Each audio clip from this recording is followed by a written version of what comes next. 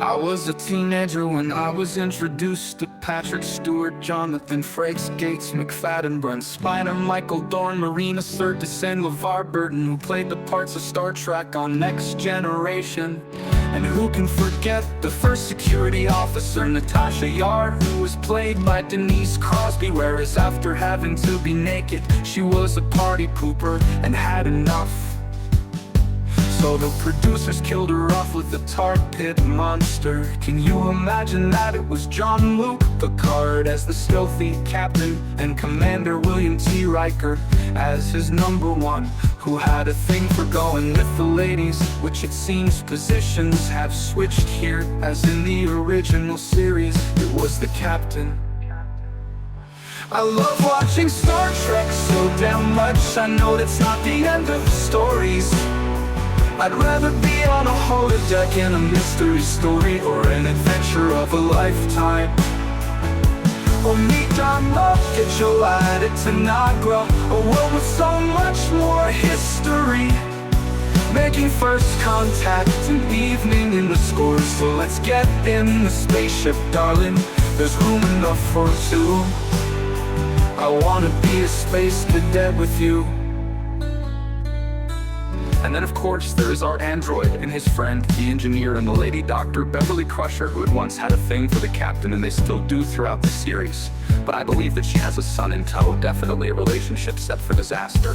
And at last, but not least, Counselor Deanna Troi, the half-human, half-betazoid, who is telepathic as fucking sexy as hell. And then there's Worf, who is the onboard Klingon, which in the very beginning, his species showed themselves to be very warlike and unable to get along with others very well. But we got to know him, and it was almost like watching Beauty and the Beast in space, at least for a while. But he as well had a son too. And what about the Q, the being, an entity who came and stopped them because they were atrocious and had a savage human history? A very maniacal man-child claiming to be of higher intelligence, only to later warn them about the coming of the Borg, where resistance is futile. I love watching Star Trek so damn much. I know that's not the end of the stories. I'd rather be on a holodeck in a mystery story, or an adventure of a lifetime.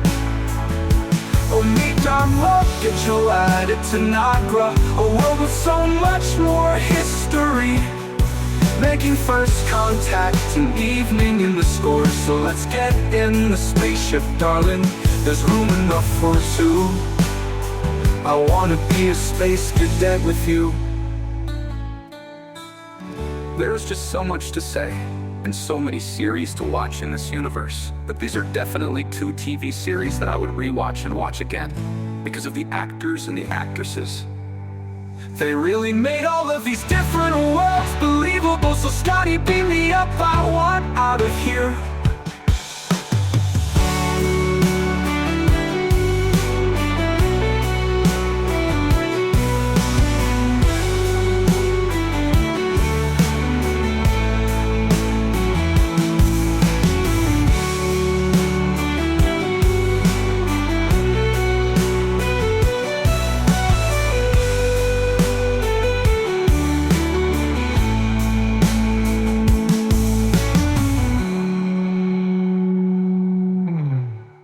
There's just so much to say, and so many series